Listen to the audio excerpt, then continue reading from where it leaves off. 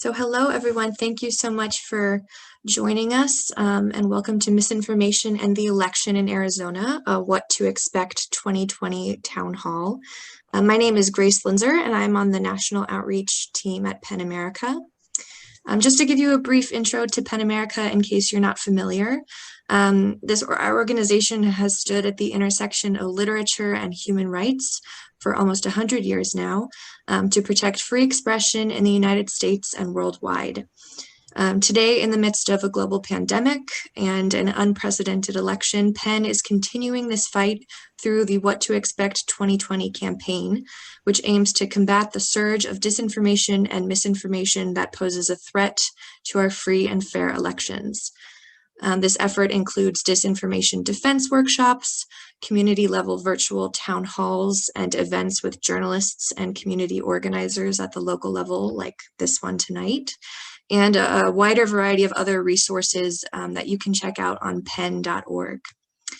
And I want to thank all those who have joined us for spending this hour with us, and especially to our speakers who are making time for this conversation in their very busy schedules as well. So I just want to dive right in and sort of start this conversation because it sounds like we have a lot to talk about tonight. So we are 21 days away from the general election on November 3rd, and already we are seeing ways in which this election is different than any other before. Like I said, we've got the pandemic, we're operating amid civil unrest and undermining narratives about the electoral process. We are also seeing record numbers of early voters turning out at early polling places and also mailing in their ballots. And we're seeing this play out differently in different communities. So we've invited each of you to speak with us tonight because you are active civic engagement advocates and community organizers who are working actively to equip your communities to get out and vote and to make sure that every person in Arizona is confident that their vote will count in this important election. So thank you all very much for the great work that you're doing.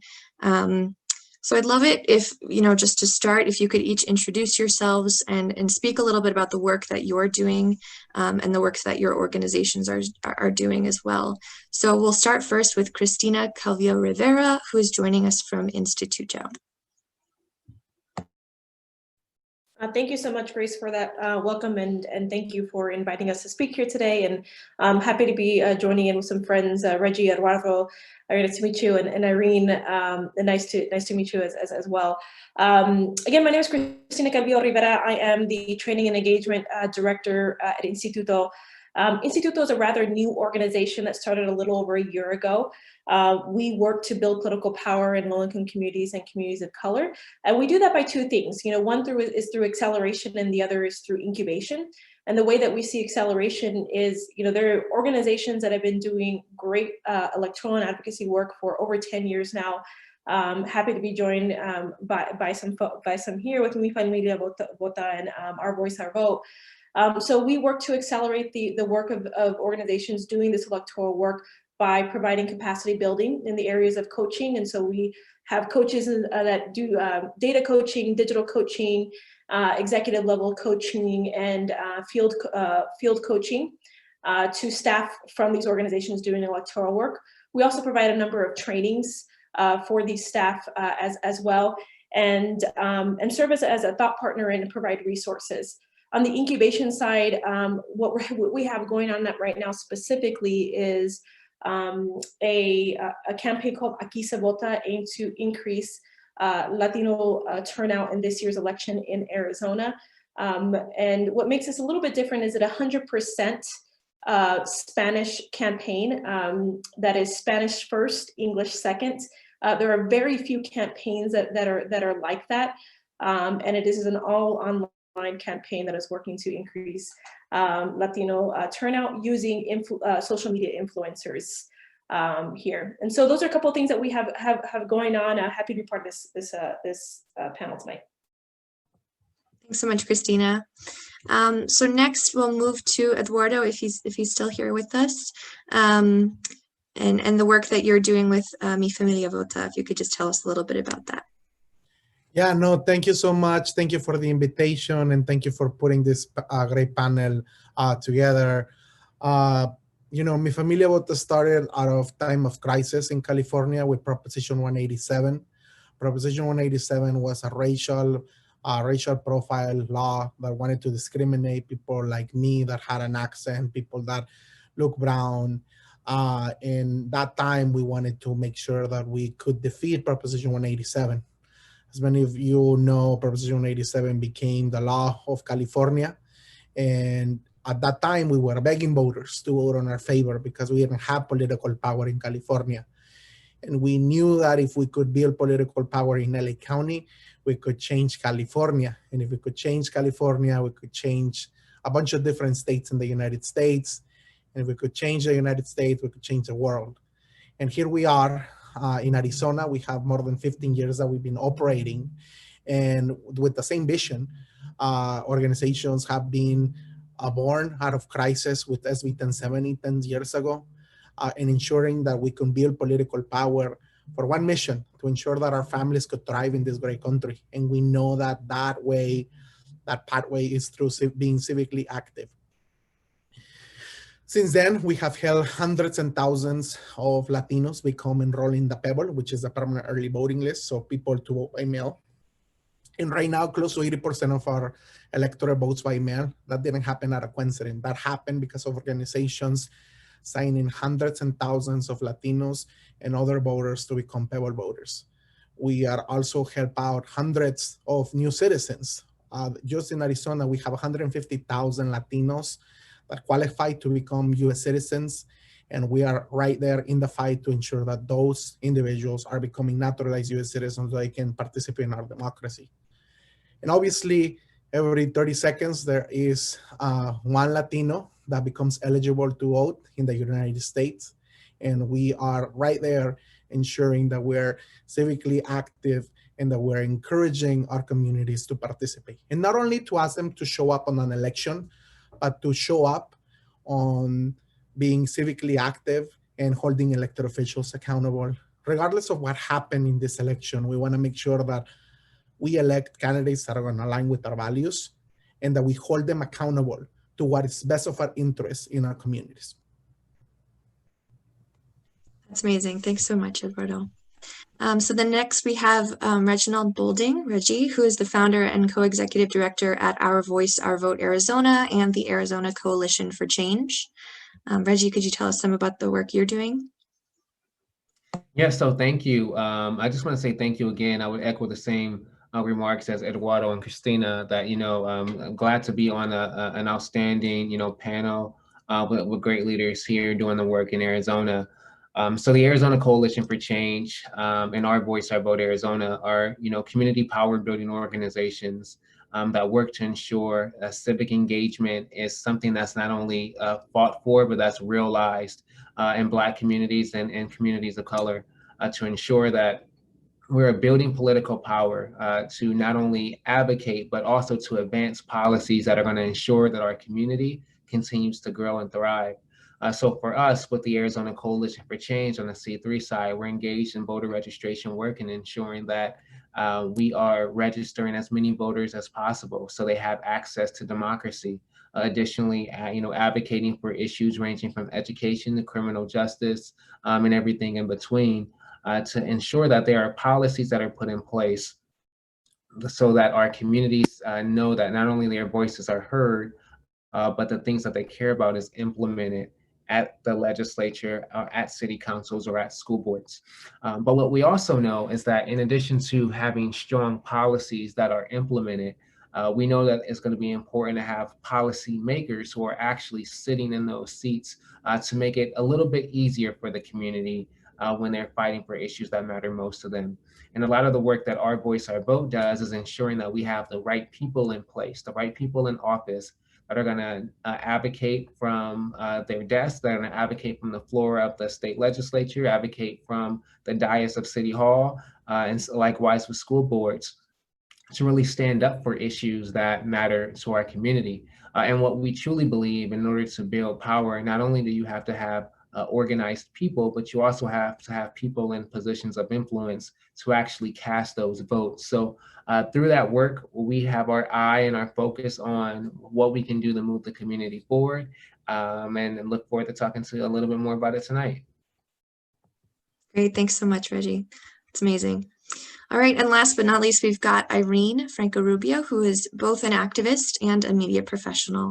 Irene, could you share with us, about yourself and what some of your goals are for the next few weeks here ahead of the election? Yeah. Well, thank you so much again for having me as well. I really do appreciate it. And yeah, I'm excited to be on this panel with a bunch of inspiring leaders. So right off the bat, I'll just say, like, I'm a young person, I'm a college student, I'm an organizer, and I'm really looking to empower young people and to get out the vote among, like, not only Latinx youth within, Arizona, a predominantly Latinx state, but also working with organizations like the Arizona Coalition for Change and working to empower Black youth and Indigenous youth, and really working to get out the vote through the media is one big form for sure, and also just by having critical conversations with the community and sharing the importance of voting. And one thing that I have found in my own journey, I guess, as an activist and organizer, is just as a young person to empower my parents, members of the community who traditionally don't engage in politics, or people who aren't often informed on how to be civically engaged. And so I think a big effort that I've been focused on is just to empower communities that have often been left out of the conversation, and to engage those during such a critical election year. And really to empower young people to also organize their communities, not only during an election year, but every year that's to come, and every local election, every state election, to make sure that voices are being heard. But yeah, I am always looking to learn. I am inspired by people like Reggie and everyone who is doing the work. And I think I definitely have a lot to learn, but I think that as a young person, as a Latinx youth, growing up in Arizona, there's definitely a lot that we can talk about. Yeah, absolutely. I mean, there's such a breadth and depth of experience here among our speakers tonight, so I'm very excited to speak with you all. But moving forward sort of into the conversation here, there is a long history of voter suppression in Arizona. Black, Latino, and Native American voters have long been targets of voter suppression tactics in the state, and this election cycle is no different. In fact, some would argue it's worse this year. So I'd like to hear from each of you about, the suppressive tactics that you would want to warn voters about. So Eduardo, if we could start with you, what are some of the things that you've been noticing that you all at Mi Familia Vota in Arizona are doing to identify and educate around voter suppressive tactics? Yeah, absolutely. So just today, we had a court ruling. And let me start with saying that Latinos have been hit, and communities of colors have been hit the hardest when it comes down to COVID. Our families have been losing their jobs at disproportionate rates compared to our white colleagues. Our families don't have access to healthcare. Our kids are not thriving in our public education system because our schools have been defunded by the Republican-led legislature for years and years and years. And here we are with COVID. We filed a lawsuit a couple of weeks ago with the argument that our folks haven't been able to register because all of these things that have been happening due to the pandemic, due to COVID. A federal judge ruled in our favor and give us an historic extension to October 23rd. Fortunately, the Republican National Committee, the Republican governor have appealed that decision from the federal judge, and it has taken to the Ninth Circuit Court. And right now, we had an extension for 2 days. Instead of going all the way to October 23rd, we have an extension until October 15th. And that's still a community's victory because we were able to register more voters. Just in 1 day alone, there were 15,000 voters that registered on October 6th. And more voters were coming in, registering. And that was because of that lawsuit that we filed and that we led to ensure that our community has access to the ballot. Fortunately, Republicans and the Republican National Committee have been attacking our community. And this is another voter suppression that we see and different roadblocks from ensuring that our community can participate. We expect that We will continue to hear this fake narrative coming out of the White House and coming out of the Republican legislature and congressional delegation about voting by mail and that it's not secure. Look, Arizona has been voting by mail for the last close to 30 years. Our systems are secure. People can participate. The majority of the electorate already does vote by mail. But when we add this fake narrative of that your vote might not get counted, that who knows what's going to happen to your ballot, et cetera, et cetera, et cetera, folks start to wonder, especially when it comes down to the highest office in the United States, which is the White House. And we see hypocrisy at the highest level from the Republicans. You know, a couple of our congressional delegations have been on the news saying, you know, voting by mail is going to be fraud. There's a lot of things happening. Don't vote by mail, it's not secure. When then themselves have been voting by mail for the last 3-4 election cycles. Hypocrisy is at the highest level to ensure that misinformation is at the center to suppress the vote from communities of color. So if you're watching today and you wonder what are the different tactics, it's about providing misinformation, confusing people, and that's how they win. They don't expect communities of colors to show up on their favor. They expect for us not to participate and to make it so hard and miserable that we opt out from the process. But we're here, and thankfully we have been investing in our community to ensure that those that are disproportionately affected continue to participate so we can elect individuals that align with our values. Thank you. That's such important work. Yes. Christina, your organization, as you mentioned, is doing the same important work of building political power for low-income communities and communities of color. Is there anything that you would add with regards to the sort of suppressive tactics that you're seeing at Instituto? You know, I want to just first thank Mi Familia Vota and Our Voice, Our Vote for you know, leading the charge behind ensuring that we could get an extension. Thank you, Eduardo and Reggie. I know you all put a lot of effort into that.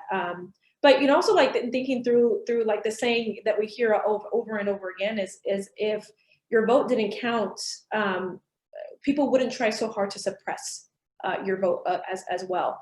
And I think in an age, especially right now, people are at home, they're consuming so much more information, and they're getting caught up in what is the truth, right? What reality should I listen to? And I think PEN America is doing such a great job in trying to like identify how exactly do you spot misinformation, disinformation as well, by like pausing and saying, is this true, right? Let me check. Because we automatically want to go into clicktivism, right? Sharing a meme that our cousin sent out that something that's wrong about voting by mail. But when in fact, something that we've been trying to do with the Latino community and Aquí Se Vota is continuing to put out the right information. Because as Eduardo was saying, is the other side is continuing to push out misinformation over and over and over and over and over again. And you know what? If you continue to hear that same message over and over and over and over and over again, you're going to believe it. You're probably more likely to believe it. And so what we're trying to do at Aquí Se Vota is dispel that by putting out the right information over and over and over again. If it's through the weekly mitotes online that we have going on through Facebook Live with our coaches, ensuring that they're answering some of these questions and actually listening online. What are Latinos coming and telling us and asking us, is this true? The other day, my mother called me and she asked, Mija, I got 3 ballots in the mail. I don't like, which one do I use? And I said, the one from the county, Mom. And it's confusing when people are receiving a sample ballot from an organization, for example, and then the real ballot, which one do they actually send in? So all that information is so confusing. Lastly, I want to say this about, you know, voter suppressive tactics. Voting shouldn't be hard, but I don't want to minimize it. It is hard. voting is a hard process, right? We put people through the ringer of having to go through so many different hoops. So we need to take a moment and step back and actually have conversations with folks on how to actually vote. You know, what I know, and just as a personal anecdote, my parents never got their doors knocked on. They live in Texas, but live in El Paso, which is a very similar community to here in Phoenix. And no one talked to them. No one asked them to go out and vote. And now, unfortunately, we have these organizations like Mi Familia Vota, like Our Vote, who are actually having conversations to people who never got knocked on before. And Aquí Se Vota is doing the exact same thing, making sure that we're actually putting out the right information and saying that over and over and over again so we can combat the repetitiveness of misinformation and disinformation that the Republican Party is continuing to push out. Yeah, we found that's so important, rather than just dispelling the myths, it's more important to push out, what is the truth and what do people actually need to know, and giving them, the actual facts. Yeah. But Reggie, I'm curious, have you, in your conversations in your communities that you're working with, what are voters experiencing, whether it's misinformation or other suppressive tactics?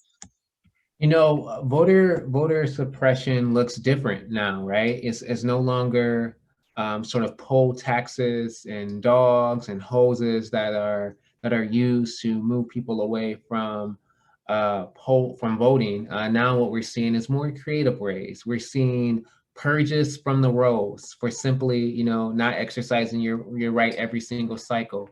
What we're seeing is strict voter ID laws in many states. Well, we're seeing a lot of different tactics that are now being used to disguise themselves for what it really is suppression. It's looking to suppress the vote. And in a state in which we should be trying to make it easier for people to participate in democracy, we've actually seen the complete opposite. We've seen it more difficult. And this is from a state, and from the state legislature, what we saw was legislation that would actually criminalize individuals who were paid to register people to vote. So if you were, to fill out their voter registration. So if you were someone in the community that was doing a civic duty to register people to vote, there was a bill that would actually criminalize you if you got paid to do that. We also saw bills in the state legislature that would no longer allow you to have your home, to use your address if you were a college student and you lived in a dorm. You couldn't use the place of residence in which you actually occupied. You would have to use another address in order for you to use that as your registration. So what we're seeing is a lot of different loopholes to make it more difficult.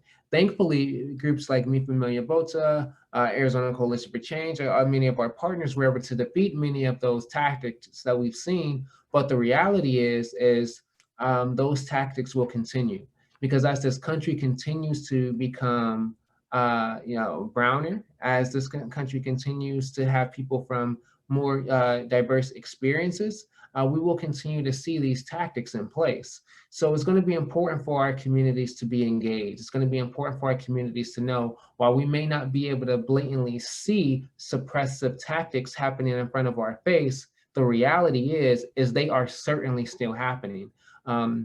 And we're seeing it a lot through misinformation via social media and several channels. I mean, there's reports that came out of California yesterday in which we've seen, members putting up fake ballot drop-off locations. And why would you do that, right? There's only one reason. It's in order to suppress the vote, in order to not allow people to have their democratic right to participate in democracy. And that is something that we cannot allow to happen.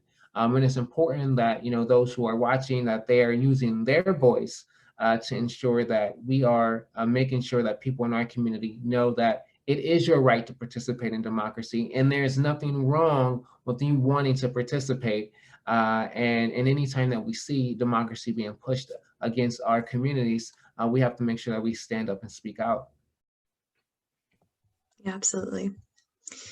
Now, Irene, you are both a community organizer and also working in the media space. So I'm kind of curious to pose this question to you about misinformation and the way that it can be used to heighten voter suppression in Arizona. So I'm curious, working in the media space, what have you noticed about how misinformation plays out in journalism and in online media spaces as well? Yeah, absolutely. Well, one thing that I will say is like among young people in particular, like social media we see with like Instagram, Snapchat, Twitter, things like that, they are the sources of information that young people use. And so it's important that young people are taught really to be media literate and to know like what source is credible and how these different media outlets, are they left leaning, are they right leaning, and where are they getting their information from? And so really it comes down to like, are our communities being empowered to understand how to engage with the media, and are they being empowered to think critically about the content and the news that they're consuming?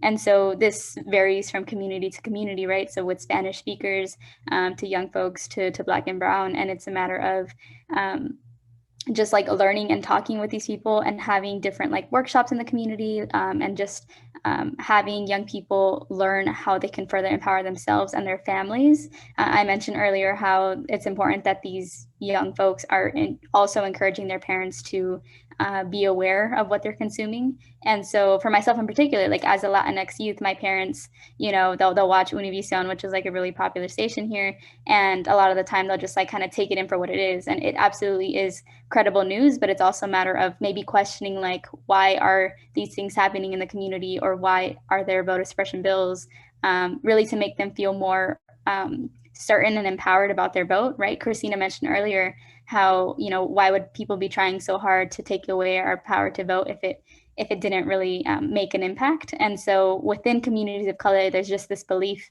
that your vote doesn't matter and that it won't count. And that's something that, right-leaning media outlets or on social media they'll push it out and really kind of play into that narrative of, yeah, your vote doesn't really matter. It's really part of a larger context. And so with the local organizations here in Arizona, they're really working to constantly provide resources in the community, share different workshops, share different graphics, and really push out the correct information and being there as a resource to those who are uncertain about how they can register to vote, what's allowed, how they can, find the right polling place. Also, like one big thing that I would hear a lot is like right-leaning outlets are often, or not outlets, campaigns would often confuse voters on like the day to come and register. They'll say like, oh, November 4th is like the day to come and like, make your voice heard, when really, we all know it's November 3rd. So it's just a matter of like further educating our community to be aware, to be conscious, to engage with the media, whether that be on Instagram or whether that be when they're watching the news. Absolutely. I mean, it should come as no surprise. Obviously, PEN America, we really focus on misinformation, so it should come as no surprise that this is kind of where I want to dive in more and explore the ways that misinformation is targeting minority groups and Black and Indigenous and Latinx communities. Just to give some more context, PEN America has been tracking misinformation campaigns, both foreign and domestic tactics, and we've been working with communities around the country kind of all in 2020 to prepare for the election. But frankly, we did not anticipate the pandemic, nor did we imagine pivoting some of our work to address how communities can identify harmful content about COVID. And then in May, we started hearing from our activists and organizing colleagues around the country about protest-related disinformation. So really, the misinformation permeates all areas of our lives right now. So I'm kind of curious, expanding out. I mean, obviously we're focused on the election, but working within your communities, what are you all seeing now with respect to mis and disinformation? Obviously, you've all addressed this now in your comments, but I'm curious to hear more sort of what are the narratives that you are trying to dispel, and how are you aiming to do this? And I'll open the floor to whoever would like to begin. So I can get started, and just to piggyback on the point that I made earlier, I think the biggest point that we're trying to make is in the misinformation about voting by mail and voting early. Like, we want to make sure that our communities are ready and they continue to participate to vote by mail. I think in the middle of pandemic, we feel like that's the most safe way to do so from the comforts of our homes, and also that also eliminates a lot of intimidation that could happen at the polling locations. So I think that that's one of the biggest narratives that we're fighting. And unfortunately, as I was mentioning earlier, the White House, our congressional delegation, and Republicans have been putting more wood to the fire when it comes down to adding this fake narrative of participation to vote by mail not being something that we should trust, when in reality, as I was describing earlier, 80% of our electorate is voting by mail. It's secure. Those politicians that are telling on mainstream that voting by mail is not safe, themselves have been participating in our democracy by voting by mail. So the level of hypocrisy to ensure that there's misinformation has definitely taken a toll when it comes down to the confidence that our voters have in participating in this democracy.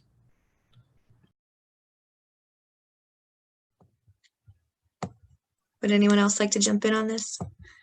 I'll add one thing that we did last week is, and we're going to continue to run a small campaign off of the information campaign, is how to have conversations with your family, difficult conversations with your family about voting. But in that is also misinformation, because that has, like Reggie said, become a voter suppression tactic, right? Sending out misinformation, like Eduardo said, like your ballot's not going to get on time, or it's not legal to vote by mail, when in fact over 80% of Arizonans vote by mail and have been doing so since the 90s. And so we had a training last week that kind of points out like some ways to have difficult conversations with your family about voting, whether that be anything from my vote doesn't count to, hey, I just saw you posted this meme that was, where did you get that from? Instead of assuming, right away, and asking more leading questions that would get there. Where'd you get? Like, hey, why don't we? Actually, that information isn't true. You should check out this article and lean them towards that, and maybe do this in a private way that doesn't air that information. I think PEN America has some of these great resources as well. But part of this is what we know about getting people out to vote, and is that relational organizing works most, right? You're more likely to make a plan to vote and sit down and trust someone, your friend or your family member, to make that plan to vote. In the same way, you will probably sit down and trust that family member or friend to say, hey, actually, that information may not be correct. This is the right information, and pointing them towards the right direction. So one thing that we're really trying to do is making sure that people have the tools and are equipped to have those difficult conversations with those family members. And thank you, PEN America, because that tip sheet has been an amazing resource for us. Glad to hear it. I can share that in the chat maybe towards the end if people want to see that. Would anyone else like to jump in here? Otherwise, I can move on to the next question. Great. So I guess piggybacking off of that, maybe what you were saying, Christina, we've seen, as Eduardo, you were saying, that Black, Indigenous, and Latin communities are up against disproportionate, numbers of COVID infection rates. And under this administration, especially undocumented citizens are facing serious threats of violations of their rights and safety. So it's needless to say that, these communities are often facing disproportionate amounts of fear and stress in the country and in Arizona. And obviously, as we've discussed, on top of that, we know that disinformation thrives on emotional reactions that lead to engaging and sharing that misinformation out. So for PEN, during our media literacy trainings, we often walk people through, the emotion of news, to train people to refrain from passively reacting to headlines by sharing without, actually reading articles or considering their sources, as you have all said, whether they can verify what they're reading or, find further tips. So I'm just kind of curious whether any of the work that you've done has sort of focused on how to equip the communities that you're working with to deal with sort of the emotional reaction to misinformation, or the emotional, the sort of heightened awareness of their emotions that comes with this particularly difficult time for so many in our country. Well, Grace, that's a great question, because I think one of the things that's important is that we know that right now, when we talk about, just emotions and mental health within our community, that's something that's often we don't spend enough time talking about.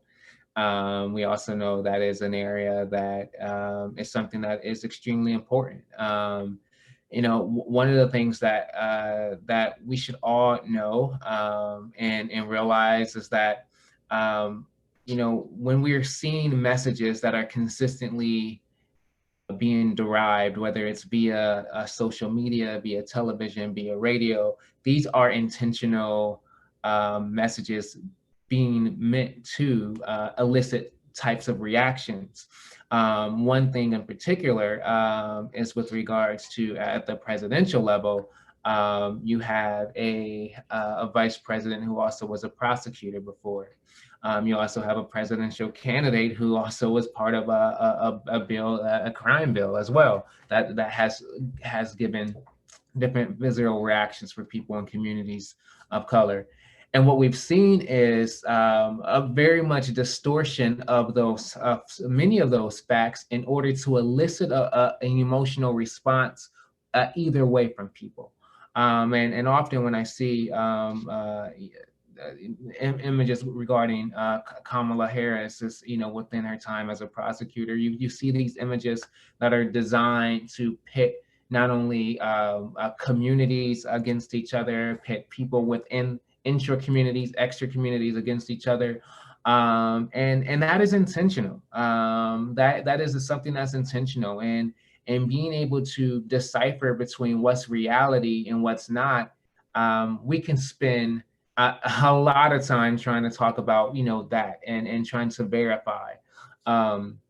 But it is important to have, think tanks and organizations to actually go to engage in those conversations, because many times community organizations are so much on the front lines, actually combating what we see that's happening within our community every single day, that it's easy for some of this misinformation to slip in if we're not equipped and structurally set up for that. So with groups like Instituto and others who are helping provide platforms and training spaces for our community, that's so advantageous, and that allows us to be prepared when we're seeing misinformation that is, eliciting, an emotional reaction and response. Because one of the things that we want to do is make sure that we can communicate our concerns in the same way that we would want people to be able to interpret those without them being distorted in many different ways. And you're seeing a lot of that around, law enforcement reform and what that means. And I think that's important for us to really to engage in those conversations. Yeah, absolutely. Would anyone like to add on to that? I can move forward if not. Great. So again, on the topic of misinformation, obviously we know it sows discord and it undermines confidence and our sense of shared knowledge. And what's hard is that in order to exercise our right to vote, we have to identify incorrect information, and then we have to find the right information. So we've touched on this already, but I'm curious, how do you all help to maximize the credible information for your communities? And maybe Irene, I know you've kind of spoken about this some already, but as somebody who's working in the media space, perhaps you can speak to this first. How do you help to maximize the amount of credible information going out to your community? Yeah, well, I think like ensuring that the platforms that we're using for the community orgs, that the content that's being pushed out is coming from credible sources, and having those be shared across coalition-wide networks, so that everyone is kind of, consistent in the messaging and consistent in the information that we're putting out. This way, we're all able to ensure that our communities are aligned and are on the same page, and are then able to take action together. And also just to address how, you know, young people as well, like they're not all engaged in like political activism in this way. A lot of them are, you know, seeing it on social media. And so a vital way to start having these conversations with young people is to like really kind of engage them in the classroom and to engage them in other community spaces where they can start to begin to mobilize and organize their own communities. So by pushing out this information, by ensuring that they are then sharing those resources with their own peers, we can begin to educate them from the beginning so that we can prevent these issues from occurring again.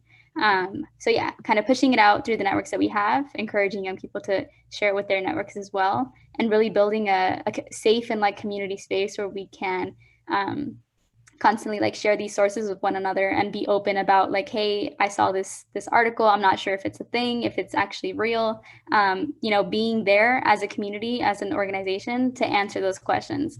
I think that a lot of times people are afraid, especially like youth of color, families of color don't want to ask for help a lot of the time. From what I've seen and growing up here, that's something that I've experienced myself. Just ensuring that the organizations in Arizona are not only a resource to get you registered to vote, but a resource to further educate you on the issues that are happening in your own community. That's great. Well, I'm kind of curious, just piggybacking on that then. So at PEN America, we love local journalism and community journalism. And I'm curious, you know, how has community and local journalism been an asset to the work of your organizations respectively? Any sort of specific outlets you would recommend to your communities to go to for their voting news and voting, you know, information? Yeah, well, I guess for some context, like I formerly was studying journalism here in Arizona. And so I kind of got my way into the movement, into organizing, because I started writing and I started reporting on issues that were often underrepresented on these organizations pretty much. And so I would see like, oh, these organizations are doing really important things for BIPOC communities. I also want to engage. And I eventually transitioned and learned that I couldn't be you know, objective journalist and do the activism, but I could definitely find a way to intersect the two in a way that empowers the community.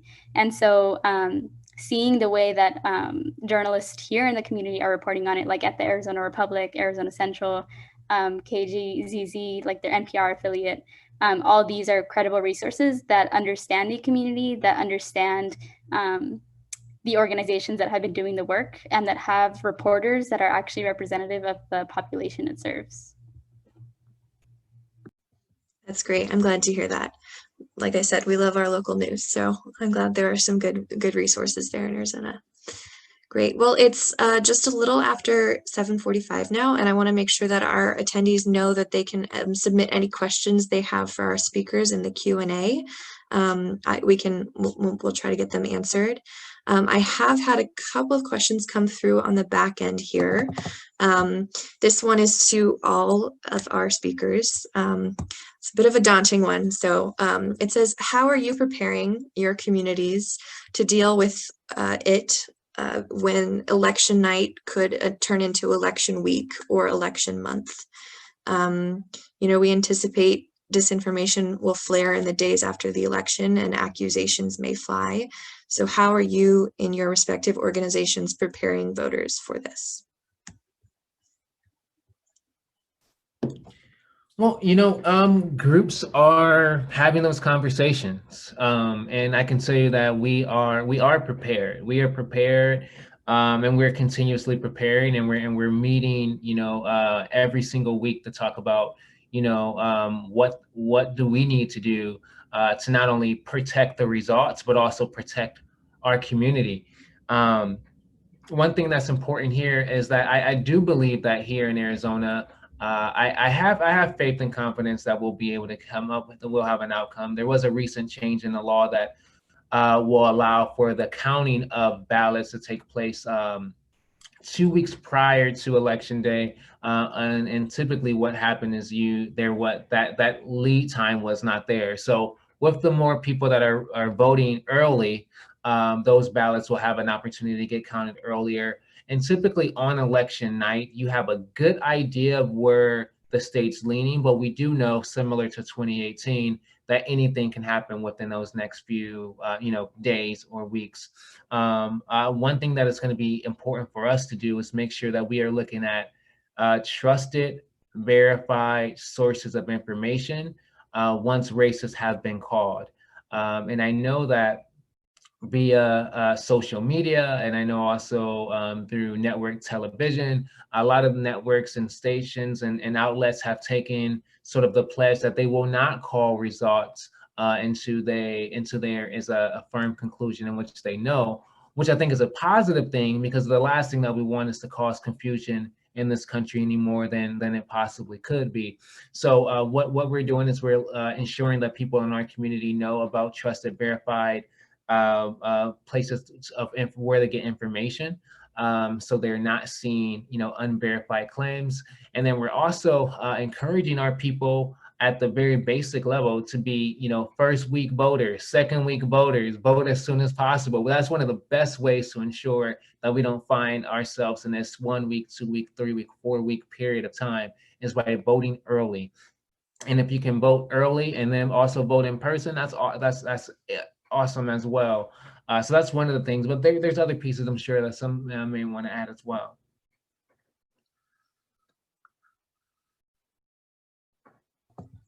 Would anyone else like to add to this? Yeah, I think right on with Reggie. I mean, a lot of our partner organizations are preparing for what if X happened, what if Y happened, what if Z happened. Those conversations are happening, and we are prepared for responses. But I think more importantly, it's also to ensure that right now what we're seeing is quite a record number of early voting coming out, and record number of mail-in ballots coming out here in Arizona and across the country. And this by no means though means that if we're seeing a record, that you shouldn't go out and vote. Like, still go out and vote. And I also want to point towards a really, really important organization that is Election Protection Arizona here that is doing a wonderful job of recruiting election protection to ensure that people have the right information at the polls, and that they're also watching lines and making sure there is no voter suppression tactics being done at polls, and to ensure that you do have a right to stay in line, right? And to ensure that if there are the suppression tactics happening, that those things are being reported to the appropriate officials. So I think Grace just put that in, super, super important. There is a number of hotlines that are in numerous languages here in Arizona, and that organization is really, really key in helping us to ensure that that we're protecting people's right to vote. Thank you for sharing that. That's very good. All right, so we've got a couple other questions that have come through on the back end here for me. So this is a question for Reggie or for anyone, but it mentions something that you touched on, Reggie. So it says, as we anticipate Election Day, I'm reminded that younger Black citizens that are leading many of the protests across the country have different views about the value of voting, or I should say the value of voting as the end all be all. After all, we have lived in a history where Black people vote and the system remains broke and broken. So I wonder if you could speak to this dynamic. What does building power among communities of color look like at this moment in our country when so many believe voting will not affect real change? I think that's an important question, and I think it's a valid question. And I think that people who believe that voting it has not provided the change that we need immediately, I think they're legit in those complaints. But I would also say that voting has also moved mountains, and I can point to a number of things in which they have done that, and the fact that when we think about whether it's at a federal level or whether it's at a state level, one aspect is with regards to economic empowerment that we can talk about here in the state of Arizona. I know Familia Vota Arizona Coalition for Change, several of our partners who are involved in Proposition 206. And Proposition 206 was a proposition that said that we truly believe that The minimum wage in the state of Arizona is way too low at $8.05. We believe that people are worth more and they shouldn't be paid the subpar wage. So what we did is we gathered signatures.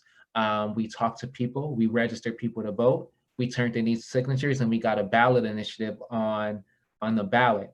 And what we said is we want to raise minimum wage by $4, right, to at least $12 by 2020. And through voting participation, through people actually casting their vote, we were able to move the minimum wage here in the state of Arizona, and which provide more resources for people in their pockets. The same thing with regards to the work that Arizona Coalition for Change does with our schools. So we know many of our schools have been underfunded significantly. And for some of our schools, the infrastructure has been broken down or tore down, and our kids who live in one part of a neighborhood, they don't have the same access to resources as those in the other.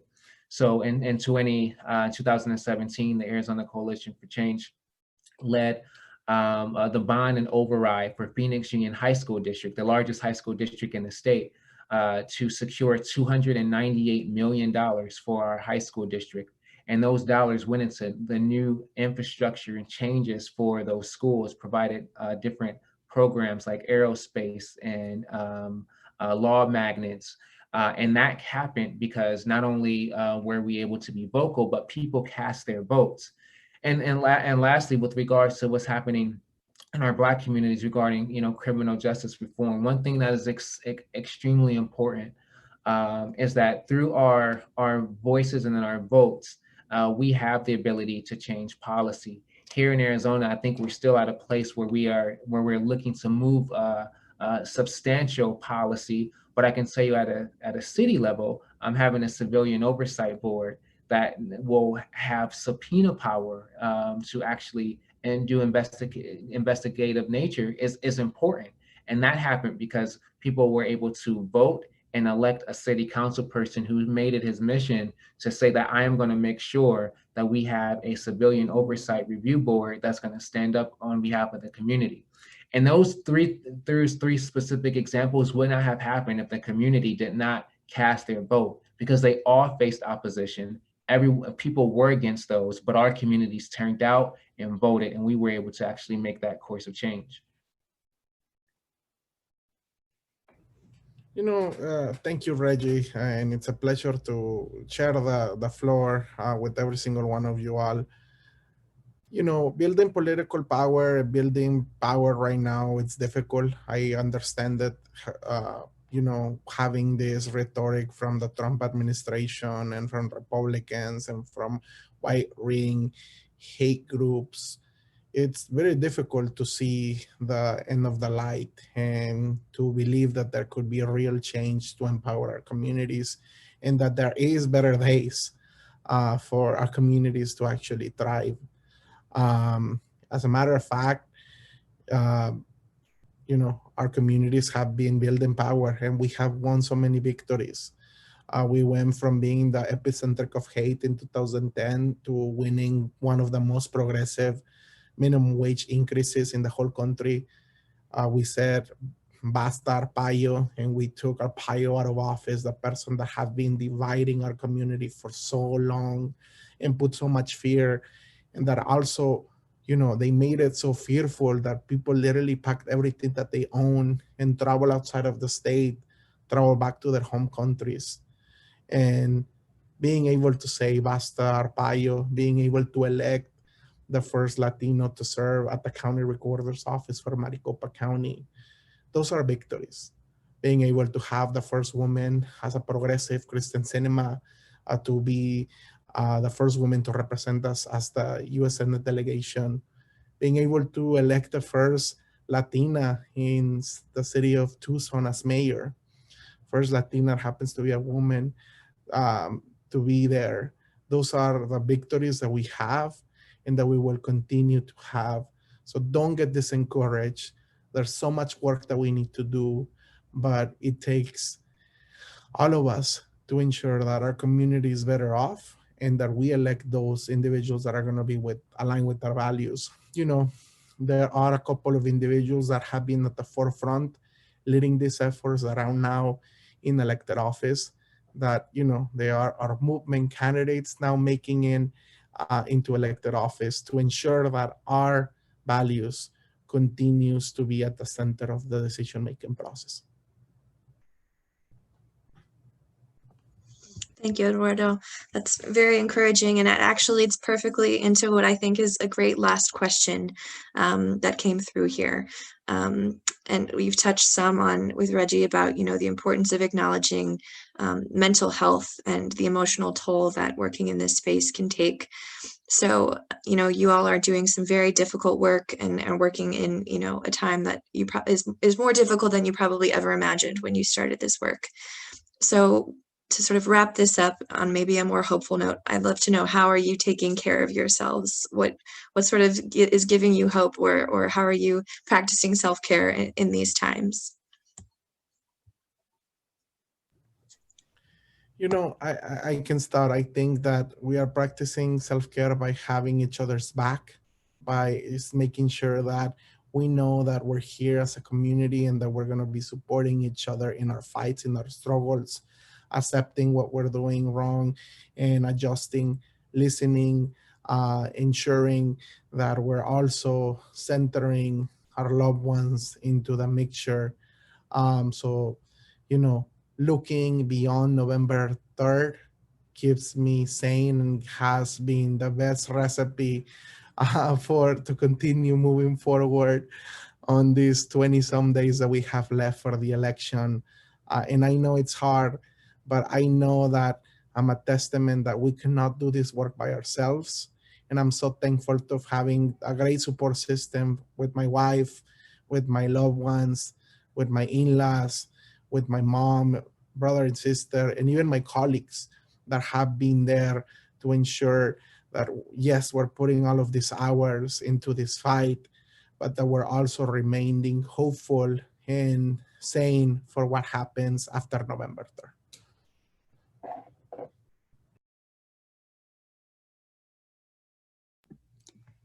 Yeah, I can go ahead and jump really quick. So I think that for myself, considering this is like the first real like presidential election that I've worked on, so it goes to show that like if this is the first thing I've done, I can't imagine what's to come, and this is probably the most difficult it'll get. I really hope so.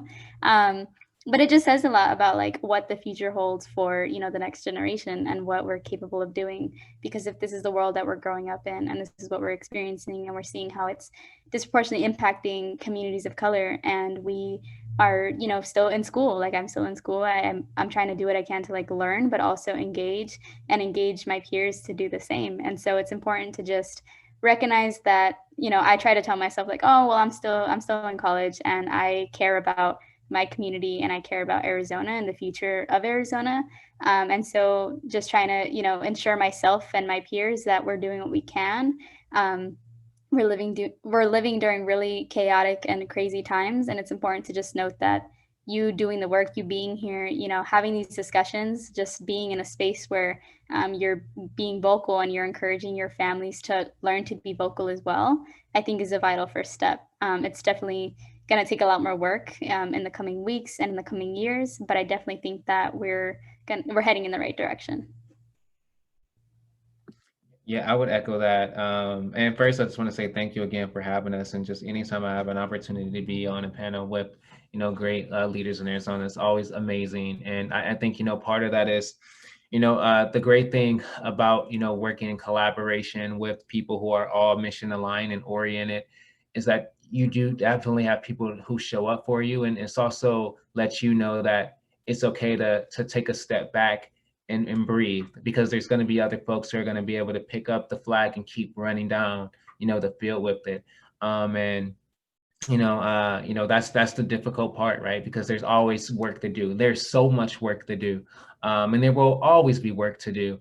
But I do think it's important to make sure that we're taking care of ourselves. Sometimes we have to, you know, step away from social media. Sometimes we have to just enjoy the moment. And the more we do that, the more it'll reinvigorate us once we dive back in. For me, self-care looks like what I just did last week was I removed Facebook and Instagram from my phone. So I could only access it through my computer because it was too much I was consuming. And I needed to stop that consumption and spend more time with my family, who here in Arizona is my wife, and I love to cook, and so I that's the way I show my love, is through cooking. And I do want to mention one really quick thing that question around building political power. I was married in 2011 in Texas when gay marriage was we didn't have a right across the country. In 2015, my wife and I had the privilege of standing in front of the Supreme Court when they handed down the marriage equality ruling. And that was one of the most important days of my life, and what a privilege it was to be there. But I will say this, that the reason why we got marriage equality was because the Obama administration had appointed Supreme Court justices that would hand us marriage equality. And now we're sitting in it today, and we're a confirmation hearing where Barrett cannot answer the question on whether or not she would continue to support that, and where two other Supreme Court judges indicated that they would consider reopening this case again. And so talk about building political power, those are probably the most consequential positions in the United States, and look at all the rolling back that they're talking about. And so, when we talk, if you're talking to your students, I think we're a group of educators here, two words: the Supreme Court. Gosh, is it so consequential? But aside from that, I am blessed that I was able to stand there in front of the Supreme Court and witness that. Because we voted an administration who would ultimately do that. And yeah, thank you so much for having this, and a pleasure to be on here with you, Irene, Reginald, and Eduardo.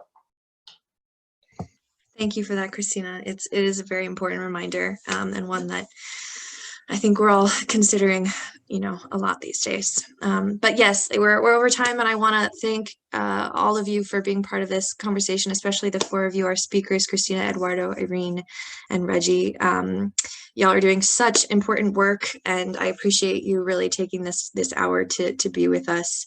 And I know, we've said it today, we just have to keep educating voters and prepare them to exercise their fundamental, democratic right to vote.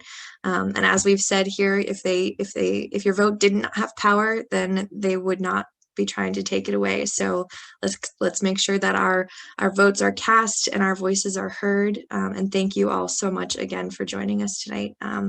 Yeah, we'll hopefully talk again soon. Thanks, everyone. Thank you.